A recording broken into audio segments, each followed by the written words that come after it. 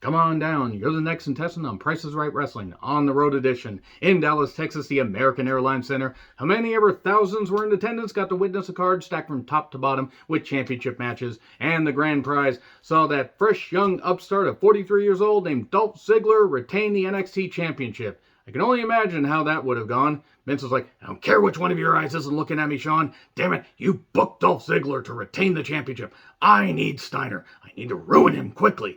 Just like I ruined his dad and his brother. Ha ha ha, I'm a genius, damn it. I'm Sean Renton with my review WWE NXT 2.0 Stand and Deliver 2022. I'm sorry I'm getting to this show so late. I had to work when the show was happening live. I watched this in chunks. I watched some of it last night after WrestleMania Night 1, and I'm reviewing this just before the second half of the most stupendous two-night WrestleMania in history, WrestleMania 38 Night 2. Let me know your thoughts on this show in the comments, please. Look, I understand why they made some of these decisions, but I'm a little bit worried that they don't really have a goddamn clue what they're doing with most of the roster.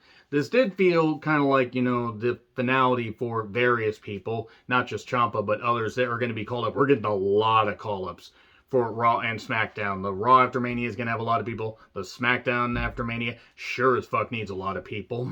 So the pre-show had Beth McKenzie and Walt Disney's least favorite broadcaster, aka Sam Roberts. And that was a very empty building to start. I don't know how, quickly or how soon before, soon after doors opening, they had that pre-show start. But boy, that was empty. And the sad thing, you could see some goddamn empty seats. I could imagine that some people were pissed off. But maybe they should have held it, I don't know, held it on the Tuesday instead of holding, the last NXT episode. Have that be Stand and Deliver. Have it on the cock. Because that's what this was on. But they should have done something like that. Because, yeah, they got the Dallas crowd. But they booked themselves into a corner here. Because they had Stand and Deliver on early enough so people could shuttle over if they had tickets for Mania Night 1.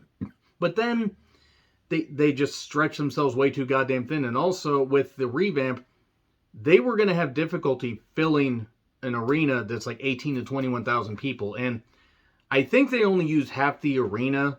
And even then, there were gaps. There were serious gaps. And if they used the full arena, my God, there were times that crowd was loud and there were times that crowd was echoey. Because if there were more than 7,000 to 8,000 people there, I will be amazed. So, Kayla and Rosenberg were also outside getting ready for the Mania pre-show. Kayla, my goodness, Kayla's gorgeous. But a lot of video packages. Malcolm Bivens shows up and speaks up. I mean, what else can he do? Because when, people got to be careful not to talk over Malcolm Bivens. The problem is that's really all you can do with him.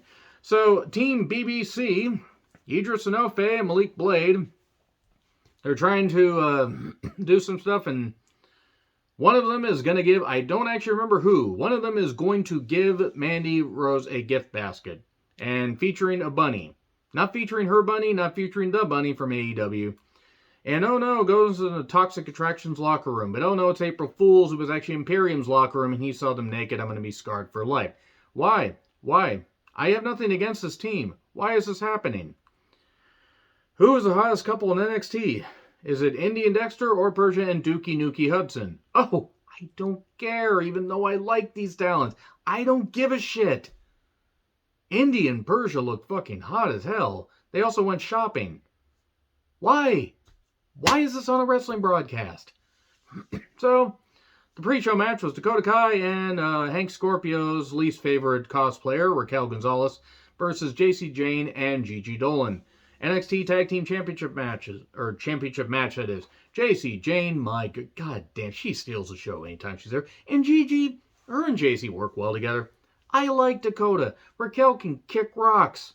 She probably wants to send those rocks over the wall, just like she wants to Anyway, moving on. Hey, look, Wendy fucking Choo Choo came in. And I hate it. I am embarrassed to be a wrestling fan because of this gimmick. I know she's a great talent. I don't care. This is stupid. She hits Gigi with her pillow and throws a drink in her face. And the referee doesn't see this. And then we get new tag team champions. If you're going to make new tag team champions, it's not a good storyline. It's probably going to be revealed that Raquel was the one that took out Wendy Choo Choo. Stupid. This is stupid.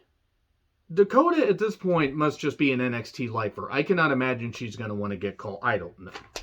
God damn it, this show was not up to good. Anytime this Wendy Chu gimmick is on television, it's embarrassing to professional wrestling. It's the same thing with Orange Cassidy and other stuff like that. So, we have the opening video package with the various talents. We have Santos, Solo Sikoa, and Grayson Waller already in the ring. And then Grimes gets an entrance, and he has a rocket. It's going to go to the moon. And then Carmelo Hayes with Tricky Tiki Williams make their entrance. I mean, obviously, Hayes is a champion. He should come out last. WWE never has it where champions come out first. Oh, except all the time. Fatal 5-way North American ladder match. Solo Sikoa, Carmelo Hayes, Grayson Waller, Santos Escobar, and Cameron Grimes with everybody in the fucking goddamn talent roster not nailed down in the back out at ringside. Legoland Phantasm, including Elektra Lopez, my goodness, Elektra Lopez, that bottle of sangria, or whatever the fuck his name is, and Tricky Tiki Williams. This was a car crash, and it wasn't a good car crash. One, I wasn't given a reason to really care. I credit these guys for doing a whole lot of stuff, but everybody, they spent more time involving the people that weren't involved in the goddamn match getting involved. And if I don't like it in AEW, and I don't like it with the Bullet Club stuff and the House of Torture stuff in New Japan, I ain't gonna fucking like it here. I, again, appreciate the efforts. I hope Grayson Waller didn't break his arm, but I think he did. Cameron Grimes won, and this was stupid. This might have been one of the worst matches NXT 2.0 has put effort into. And it was all for nothing. All these guys taking risks is what I wrote down for a match that we've seen 1,000 times before. So, yeah, we just got Cameron Grimes getting a win. I really do hope Grayson's okay. It's a goddamn idiot, but, you know, I really do hope he's all right. That was an idiotic spot, though. Don't do shit you don't know how to do. Who is this AJ Galactica guy? I think that's his name. Tony D'Angelo arrived with him. Tony D'Angelo got a big entrance. And Ciampa, we got a big video package with Ciampa. I give it 6 months before he leaves. I give it till SummerSlam, and then he is on main event permanently. Ciampa gets a huge pop. He does a Triple H water spit, and Ciampa versus D'Angelo. Good match. Good match. Well wrestled. Made sense. Didn't have a whole bunch of car crash shit. And yes, I know the guys can do that. You do realize they could have just done this that ladder match elimination style without having the goddamn ladder, and it would have been just as good. Just saying. Anyway, Ciampa exposes the concrete early. That's going to come back to haunt him. At one point, Tony D'Angelo tries to get the crowbar and then a low blow, and I don't know what the hell he calls that twist for 3, or for just a 2 count rather. But then Ciampa falls on his own sword later after coming back. He actually did the crossface at one point, and he has a wife and young kid at home. Oh no, hide your kids, hide your wives. So Ciampa does fall on the sword, hitting the concrete, because he gets DDT'd on, and then a knee to the skull. 1, 2, 3. Thank you, Ciampa chance. Tony D'Angelo gets the victory. Triple H comes out, hugs him, and says thank you, basically. Great moment. Triple H and Ciampa obviously mean a lot to each other, and that was good. That was some good stuff. Now, Ciampa can talk more about how blue lies. You know what I'm saying. But good on Ciampa. Now he can get buried on the main roster. Chase University comes down, and I don't know why. So we get the various entrances in the 3-way. We get Ivy Nile and Malcolm Bivens with Creed cloths. And the Creed cloth could have almost covered Malcolm Bivens like a beach towel. So MSK, okay, let me just say it right now. I know the couples argue and this kind of stuff, and there's real abuse allegations and stuff like that, and we don't know how couples act. Hey, Kimberly, maybe don't make those kind of accusations and throw that shit out and make it harder for victims of real assaults to come forward. If you're going through shit, maybe don't put it on social media. Anyway, Nash Carter, I guess it's in the clear, apparently. Good job! Fuck. Anyway, they changed Imperium's theme. I hate it. They're taking away the good things about Imperium. Creed versus MSK versus Imperium, 3-way NXT tag title match. I am just going to simply say, in as many words or in few words as possible, my favorite match of the show.